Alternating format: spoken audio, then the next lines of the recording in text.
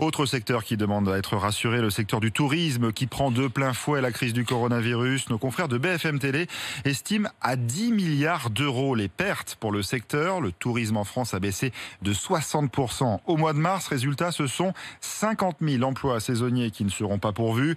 Le nombre d'annulations est considérable pour les professionnels. Rémi Dos Santos.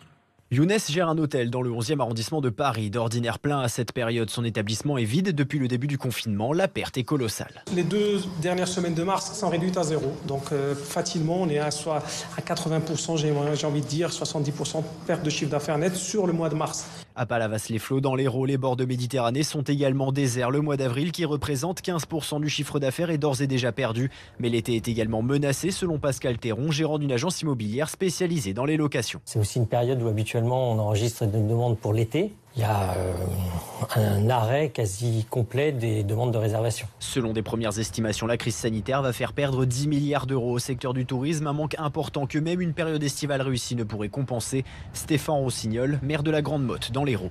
La saison 2020 ne sera pas une saison comme les autres. C'est clair que même si nous avons du monde en été, ça ne rattrapera pas tout ce qui aura été perdu, et beaucoup aura été perdu.